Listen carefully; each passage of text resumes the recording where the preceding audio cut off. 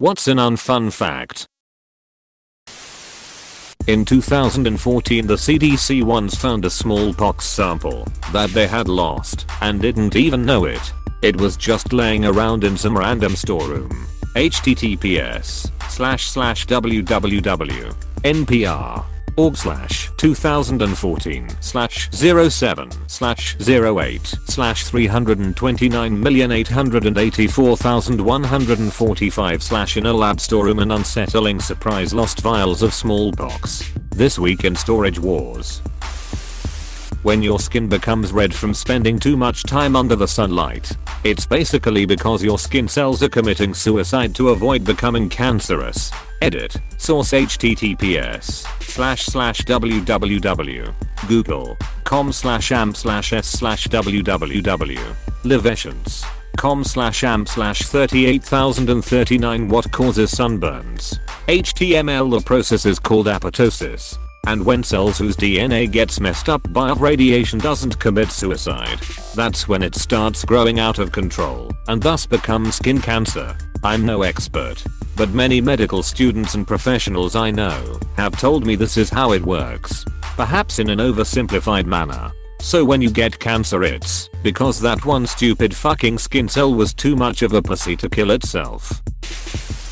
Fatal familial insomnia exists. It's a rare, incurable prionic brain disease that progressively destroys your brain's ability to sleep. Eventually you stop sleeping altogether, go insane, have seizures, and die. Brush-tailed possums are coprophagic, eat their own shit. They need their food to go through their digestive system twice to get all the nutrients. They are nocturnal, so spend the night eating eucalyptus and other plant leaves and flowers. During the day, they curl up into a little ball with their mouths closed to their bums and eat the soft poo as it comes out in. Then while they're out at night, they poo out hard, long pellets of poo, having absorbed all the nutrients. Around 1.5 million people die from TB annually, which is a disease consistently treatable by antibiotics in almost all cases. Only 1 in every 1,000 sea turtles born ever make it to adulthood.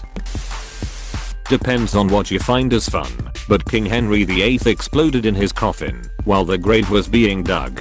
The mess was cleared up by stray dogs. Dead people can get goosebumps. The youngest person to ever give birth was a Peruvian girl, Lina Medina, who gave birth to a child in 1939 at age 5. She had precocious puberty and had her first period at age 8 months. She may have been raped at an indigenous religious festival where such things are known to occur. The man who raped her was never found, and she was silent about how she got pregnant. The delivery was by cesarean as vaginal delivery was deemed impossible. Her son was told that he was her little brother, and she also treated him in this manner. Unsurprisingly, she was an incompetent parent, preferring to play with dolls rather than tend to the baby, but that's to be expected. The case is well documented in medical journals, including photos of her pregnant body. It is also in the Guinness Book. She later married, had another son, went to work for the physician who delivered her, and lived a quite normal life. The son was healthy, but died young at age 40. She has refused all efforts to speak of the case, including offers of significant sums of money. Her family has also refused to discuss the case. As of 2008, she was still alive at age 75 and living in a slum in Lima, Peru. If she is still alive, she would be 87 years old. The first responder to die in 911 was killed by someone jumping out of the building and landing on them. A human tooth has 36 calories.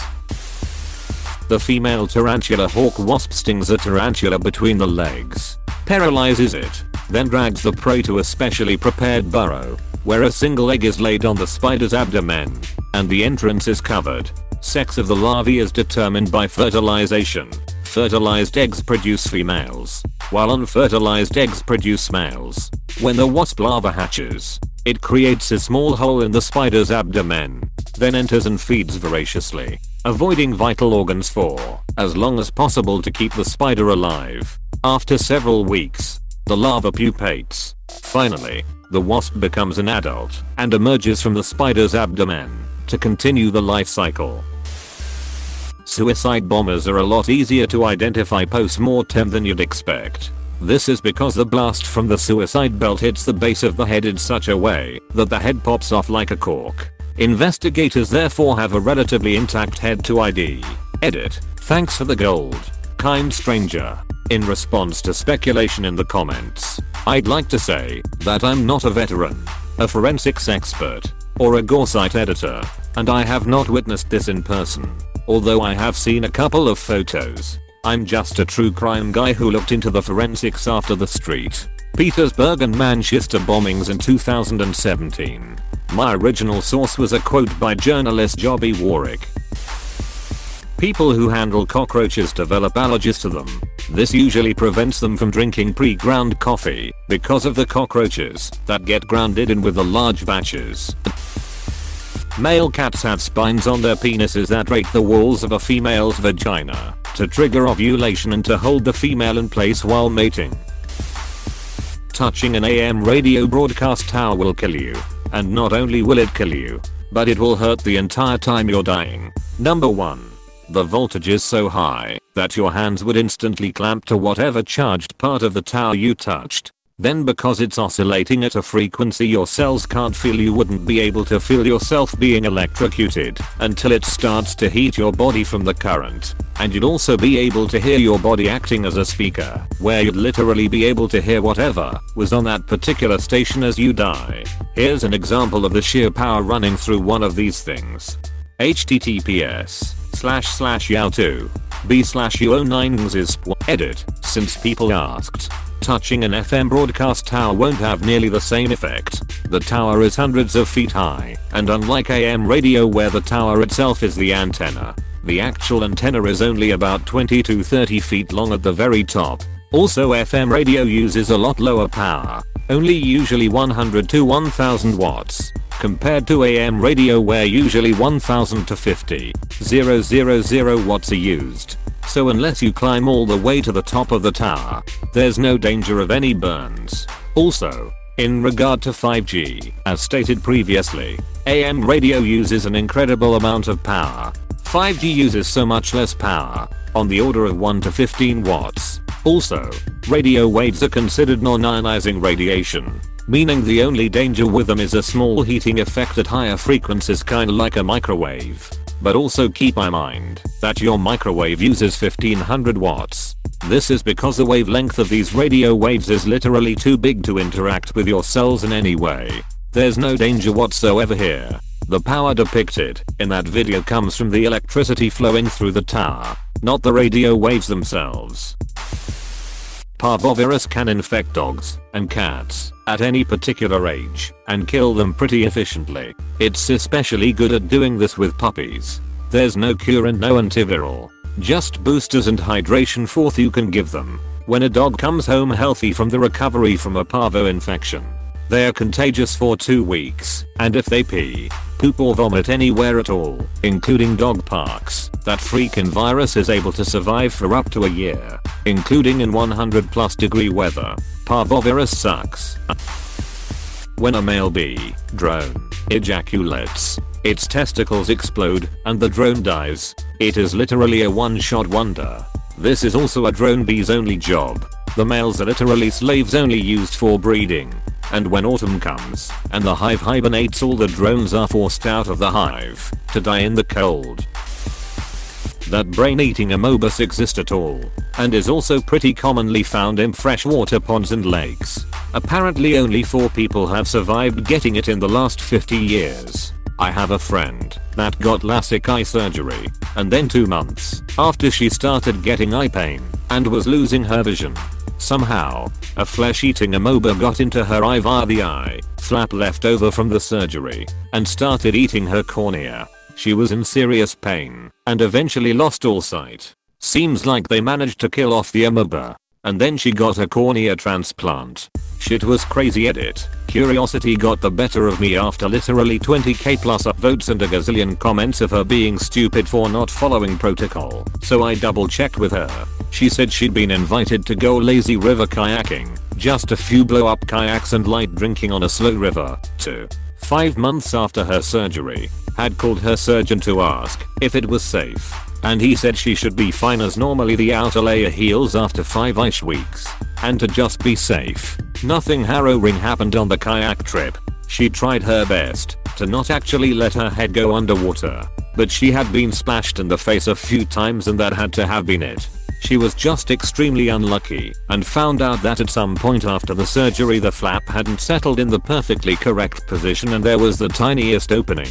It wasn't her fault, nor the surgeon's fault. Just an incredibly unlucky experience, and she often catches herself reminiscing, what if I'd never gotten the surgery in the first place?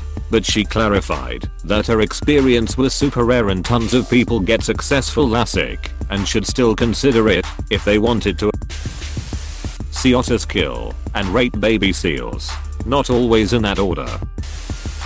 Whales don't die of old age. Eventually they just don't have the strength to resurface and slowly drown. Deep sea octopus babies take 5+ years to hatch, while mama octopus never leaves the nest to feed and dies when the babies hatch. She doesn't eat for 5+ years. Edit. Oh my, this really blew up. Many of you pointed out the source already. It is from Radiolab Optimum episode. I highly recommend. Tapeworms can grow up to 32 feet inside of you, and they eat half of what you eat. Dolphins in captivity usually commit suicide by suffocating themselves. Famous example, Flipper. Scuba divers can experience a sudden change in pressure when swimming near pipes and will get sucked inside. Doesn't matter the size of the hole. It's called delta P. Worst part? Someone else usually has to go inside the pipe to remove the body. The video of the crab being sucked into the tiny crack in the pipe comes to mind when I read this. An octopus will literally rip its own penis off and throw it at a female, and the female F herself with said penis. Who said romance is dead?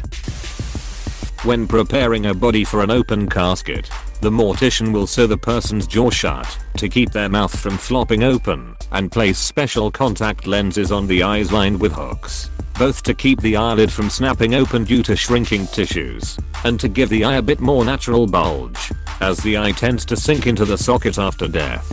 My father is a mortician who now works for a university, but during his time as a funeral director, he embalmed some brothers who were in a terrible accident. This was a few years ago, when I was in high school. They had been run over by a car, exposing their skulls.